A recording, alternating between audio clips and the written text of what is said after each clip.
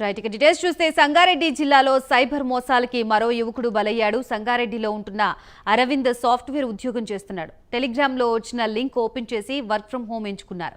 కొన్ని టాస్క్లకు ₹200 ఇన్వెస్ట్ చేస్తే ₹250 వచ్చాయి. దీంతో 12 లక్షల వరకు ఆన్లైన్లో బెట్టింగ్ పెట్టారు. ఆ తర్వాత టాస్క్లు కంప్లీట్ చేసినా డబ్బులు రాలేదు. చెల్లెలి పెళ్లి కోసం ఉంచిన డబ్బుల్ని వాడుకోవడంతో మనస్తాపం చెంది ఉరివేసుకుని ఆత్మహత్య చేసుకున్నాడు.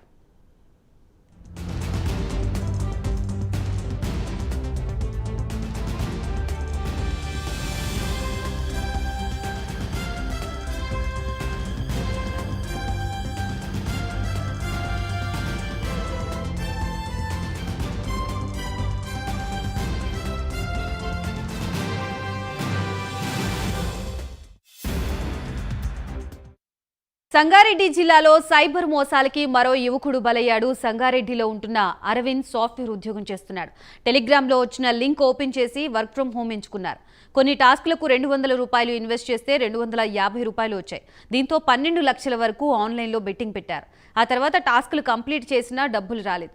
చెల్లెలు పెళ్లి కోసం ఉంచిన డబ్బుల్ని వాడుకోవడంతో మనస్తాపం చెంది ఉరివేసుకుని ఆత్మహత్య చేసుకున్నాడు.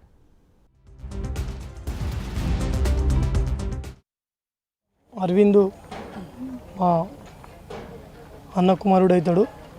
నిన్న అకస్మాత్తుగా ఆయన ఇంట్లోనే ఉరేసుకొని చనిపోవడం జరిగింది.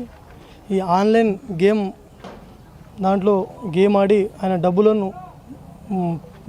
బెట్టింగ్ పెట్టి దాంట్లో మోసపోవడం జరిగింది. ఈ అఘాయిత్యమైనటువంటి సైబర్ నేరగాలు చేసినటువంటి మోసంకు ఈరోజు మా ఒక యువకుడి ప్రాణం బలైంది. ఈరోజు కుటుంబం విధిన పడినటువంటి సందర్భం ఇది. అరవింద్ ఆన్లైన్ గేమ్లో ఆయనకు వచ్చినటువంటి లింకులో దగ్గర సుమారు ₹12 లక్షల పెట్టి ఆయన ఇన్వెస్ట్ చేసి మోసపోవడం జరిగింది. ఆ చాటింగ్లో తను టెలిగ్రామ్లో కూడా నాకు డబ్బులు పోయినాయి, నా డబ్బులు నాకు తిరిగి ఇవ్వాలి, లేదంటే నేను చనిపోతా అని చెప్పేసి మెసేజ్ కూడా పెట్టడం జరిగింది. అదేవిధంగా మా కుటుంబంలో ఫ్యామిలీలో పెళ్ళి ఉంది, మా చెల్లి పెళ్ళి ఉంది, మా చెల్లికి నేను డబ్బులు ఇన్వెస్ట్ చేయాలి, మా కుటుంబంలో నేను డబ్బులు ఇవ్వాలని చెప్పేసి, నా డబ్బులు తిరిగి ఇవ్వాలని చెప్పేసి కూడా ఆయన మొరపెట్టుకున్నప్పటికీ సైబర్ నేరగాలు కనీకరించకుండా ఇలాంటి అఘాయిత్యం పాల్పడడం వల్ల ఈరోజు ఒక నిండు యువకుడి ప్రాణం బలైంది.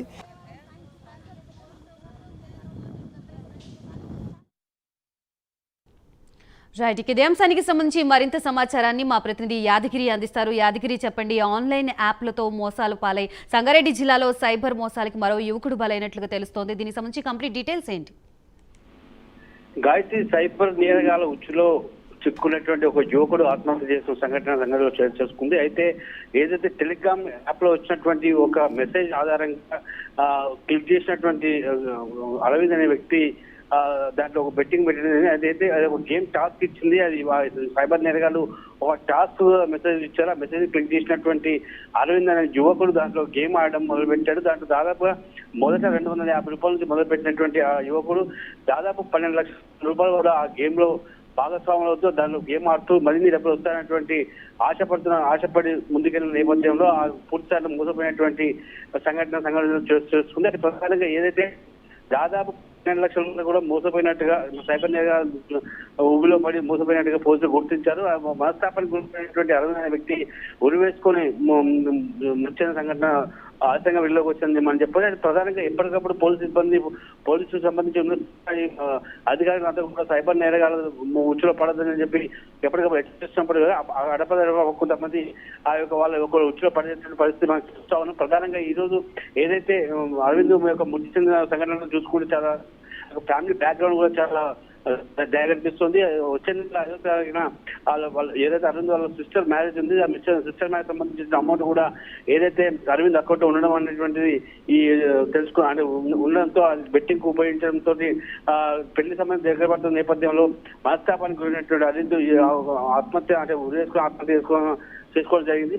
అదేవిధంగా పోలీసులు ఈ కేసు ఆరాధిస్తున్నారు. ఏ విధంగా వాళ్ళు కేసు నమోదు చేసినటువంటి పోలీసులు ప్రధానంగా సెల్ ఫోన్స్ స్వాధీనం చేసుకోవడం జరిగింది. అయితే ఎప్పటికప్పుడు పోలీసులు హెచ్చరించినప్పటికీ కూడా అత్యాశ పోతున్నటువంటి కొంతమంది ఇలాంటి ఉచ్చులో పడుతున్నారని మనం చెప్పొచ్చు. Gayatri, right, thank you for the details.